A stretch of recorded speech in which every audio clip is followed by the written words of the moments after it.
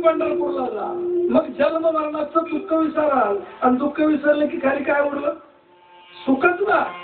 दारिद्र्य गेले की दुसरं पुढं काय आलंय? श्रीमंती. श्रीमंती गेली की दुसरं दारिद्र्य. दिवस नसला की रात्र, रात्र नसले की हे दिवस रात गाळे. उपदेती नाचे नाचे उपदेचे घटिका यंत्र परिभ्रम कुठं बार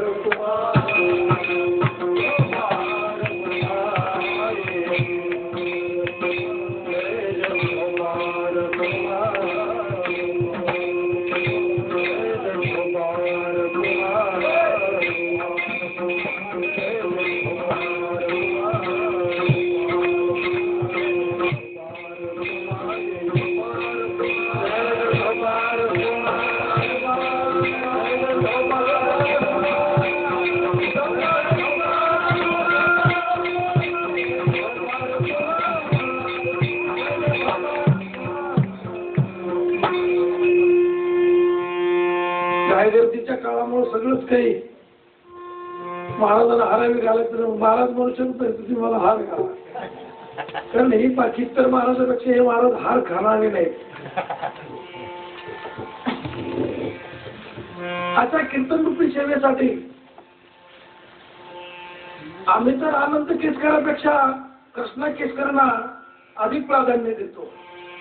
हे तुम्हाला मी आवर्जून का सांगतो? तुम्ही गावातले माणसं असून सुद्धा त्याच्याबद्दलची तुम्हाला यथंभूत माहिती नाही की जे मला माहिती आहे. कारण जेव्हा आल्यानंतर तो माझ्याकडे बीडला येतो. कृष्ण आता अशा ठिकाणी आहे की आपल्या बीड जिल्ह्यातले कोणीही तिथं दोन व्यक्तीशी तिसरा माणूस जाऊ शकत नाही. ज्या स्वित्झर्लंड मध्ये सगळ्या भारतातल्या लोकांचे पैसे ज्या बँकेत ठेवलेले आहेत, अशा बँकेत 2 लाख रुपये रोज एका व्यक्तीचा खर्च होतो. अशा ठिकाणी कृष्ण आपला आहे. आणि आश्चर्य वाटेल तुम्हाला, बीडला तसं एकही गाव नाही की तिथला मुलगा त्या अमेरिकेत एवढे पैसे कमाई करू शकतो. त्याचं सगळ्या लोकांना स्वाभिमान असलं पाहिजे. एक तर आपल्या बीड जिल्ह्यात ते जयदत्तांना किंवा गोपीनाथराव मोठे त्या ठिकाणी पोहोचू शकते. ती तराची हस्तीच नाही. कारण जाणारला पहिले बँकेमध्ये 22 लाखाचं डिपॉझिट लागतं, तेव्हा जायला ती परवानगी मिळते. एक तिथं जाणं एवढं महागाचं असतं की 2 लाख रुपये दररोजचा खर्च होतो. मग आपल्या खिशाला न परवडणाऱ्या जागेवर आपल्या इथला एक व्यक्ती.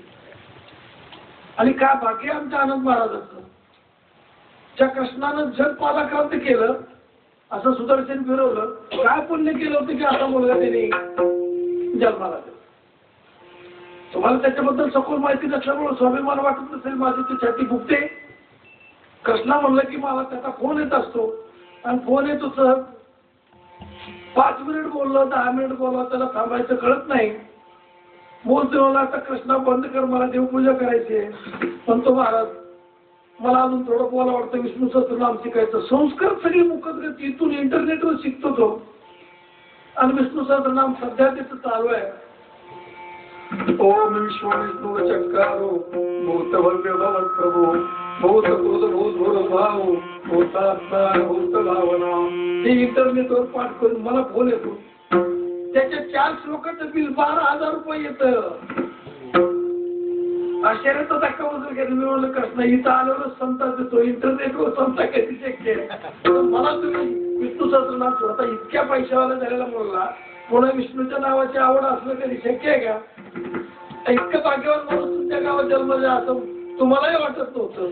आणि त्याला देवाचा छंद असावा म्हणजे स्वतःची जागा नसूनही मंदिरासाठी जागा खरेदी करण्याचं दिव्य भव्य अशा प्रकारचं स्वप्न. आनंद महाराज म्हणजे कितीतरी गुरुचरित्राचे पारायण आजही बरोबरची आढळ असणारी त्यांची श्रद्धा.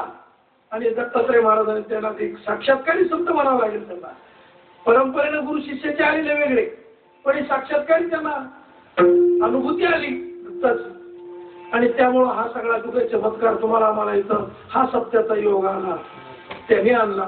ही त्यांची संकल्पना अत्यंत प्रार्थनीय अशी वंदनीय अशी आहे. त्यामुळं कृष्णाचं गुण वर्णन करण्याच्या ऐवजी अशा मुलाला जन्म देणारचे आईबाप किती धन्य आहेत त्यांनी दुसरा कुणी असतं तर इतका मुलगा पुढे गेल्यावर दुसराच कार्यक्रम इथे ठेवला असता. सत्ता ठेवली तर सद्बुद्धी सुचली नसती. पैशाच्या आगी जेवढे पुशेने तेवढे दुशेने तेवढे व्यसने.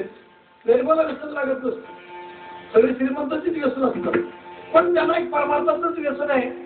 पण आम्हाला त्याचं एक भूषण वाटतं. तेवढा बुद्धिवान आपला बीडचा मुलगा आणि अमेरिकेमध्ये जाऊन पुन्हा परमार्थच करतोय आणि तिथं माळ घालण्याची स्वप्न पाहतोय. किती बाकीची गोष्ट आहे. महाराष्ट्रातली ज्ञानेश्वरी, महाराष्ट्रातलं हे तुकोबरायचं वाङ्मय परदेशात घेऊन जाणारा असा सुपुत्र इथे जन्माला यावं, त्याच्याबद्दल खऱ्या अर्थानं कौतुक वाटतं. आणि हे कीर्तन त्याच्यासाठी इंटरनेटवर सादर करण्याचा योग येतो. तास अर्धा तास उशिरे झाला तरी काही हरकत नाही, परंतु जगालाही आपलं तत्वज्ञान कळालं पाहिजे की महाराष्ट्रात एक बीड जिल्हा आहे. बीड जिल्ह्यामध्ये हिवरापाडी नावाचं गाव आहे, तिथे एक सप्ताह होतोय आणि तिथे ही सगळी भक्त मंडळी आता त्या पडद्यावर दिसणार आहात तुम्ही. आणि म्हणून आपले कोले सर अतोलात परिश्रम घेऊन महाराजांनी त्यांनी जाऊन कॅमेरा आणला, त्याची शूटिंग सुरू आहे.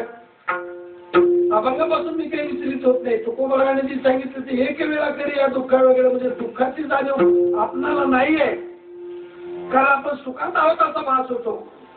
पण त्या सर्व व्यवहाराच्या दुःखाचा विषय नाही, जन्म मरणाचे जे दुःख आहे त्या दुःखाबद्दल आपल्याला हे बोलायचं होतं. काय सांगू मी काय सांगू गरजेचे आता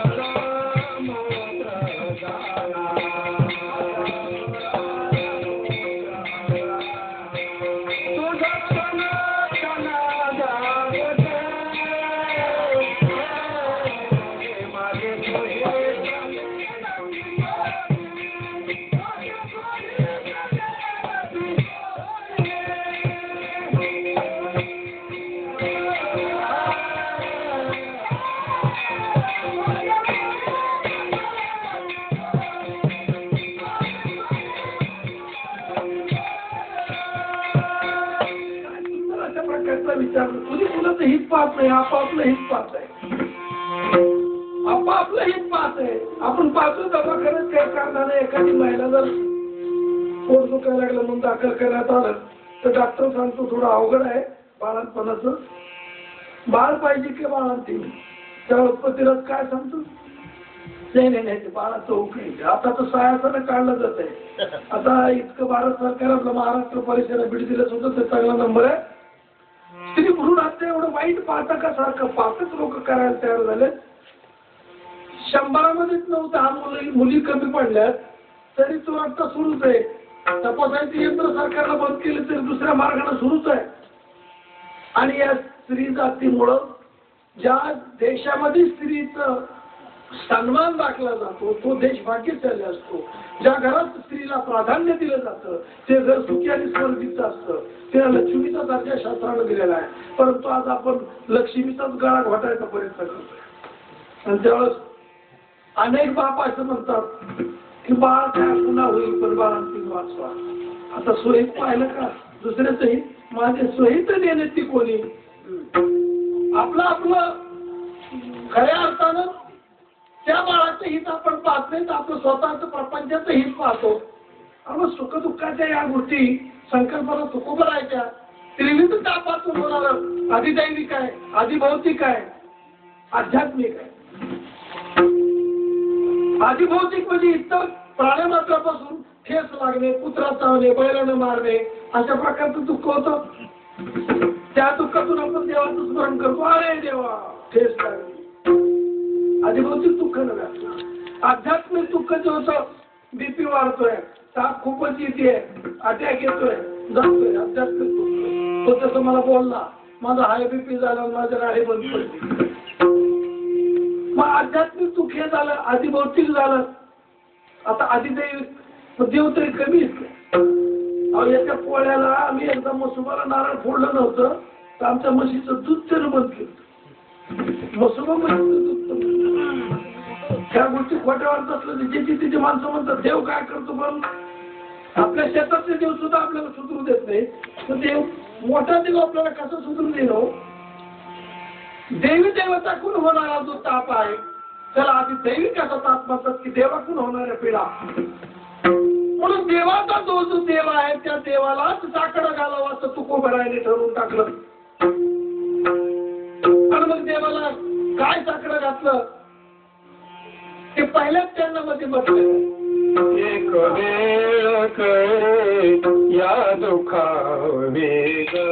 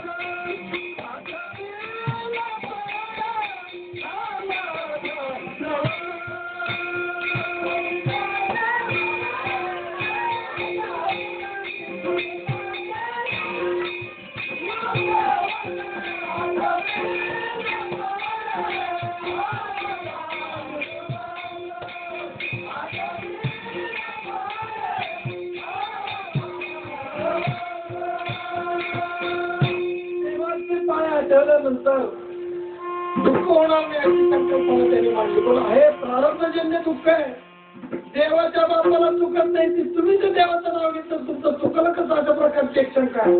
जर दुःखातून दुःख स्वतः देवाला चुकवता आलं असतं तर सीतेमायला वनवासातून मुक्तता मिळाली असती, रामाला वनवास जावं लागलं असतं, दशरथाला रडावं लागलं नसतं, नळ दमयंती अशा अनेक प्रकारचे अवतारिक पुरुषाला ज्याला आपण देव म्हणतो याला सुद्धा ते देव म्हणजे दुःख संपवता आलेलं नाही. कारण आता अशा प्रकारचं जे दुःख आहे ते जर त्यांना संपवता आलं असतं, पूर्वजन्मीच्या कर्माला प्राप्त झालेलं जे दुःख आहे ते भोगूनच चालवं लागतं. देवाच्या पाया पडून आपण नवसार खायचं काही दुःख संपत नाही, अशा प्रकारचं आहे.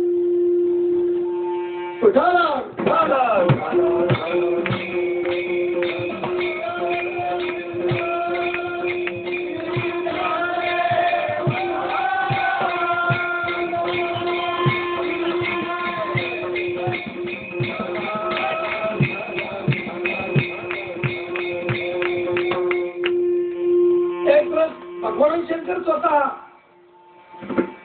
कैलासात बसले असताना शनिदेव त्या ठिकाणी गेले आणि शनी महाराजांनी सांगितलं नमस्कार चमत्कार केला भगवान शंकराला. शनीला सांगितलं भगवान शंकर नाही आज सकाळी सकाळी इकडून कुठे येणे केलं, आलो म्हणजे तुमच्या राशीला उद्या सकाळी येणार आहे म्हणजे या काय हरकत नाही तुमचं स्वागत करू. म्हणजे तसा येणार नाही, मी ग्रह म्हणून येणार आहे. आपण हिरी म्हणतो आलो तुमच्याकडे पावलं दोन अर्थ होते, पाहुणं म्हणजे मुलगी द्यायला तरी नाही तर पाहायला तरी. हिरवी येणं वेगळं, तर घरी पाणी प्यायला जाणं, पण आम्ही तुमच्यात यायला लागलो केसकर महाराज अर्थ वेगळा ना. भगवान शंकराला शनिदेव म्हणजे ग्रह राहते माझ्या राशीला, मी सगळ्या देवाचा देव असणारा महादेव माझ्या राशीला म्हणजे यायला लागलो. बरं या म्हणले तुमची इच्छाच असेल ती या. उद्या यायला लागलो म्हणले उद्या 4 वाजता येईल. मोठे माणसं सुद्धा बारक्याच्या धमकीला देतात.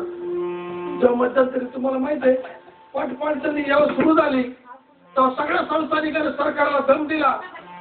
बघा या रकमच्या बोगस संस्था जर उघडकीस आणल्या तर पुढच्या इलेक्शन मध्ये तुमच्याकडे आम्ही बघू. सरकार नमलं किती संस्था बोगस झाल्या तर पत्रात आलं तरी काही कारवाई झाली का?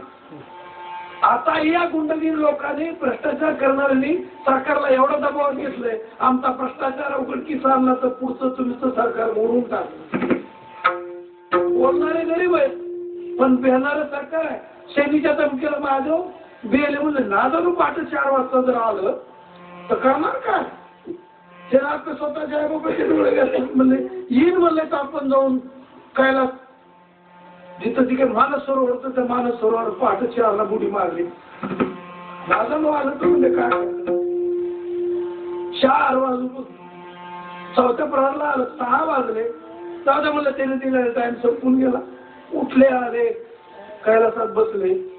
शनिदेव आले म्हणले जय हरी जय हरी.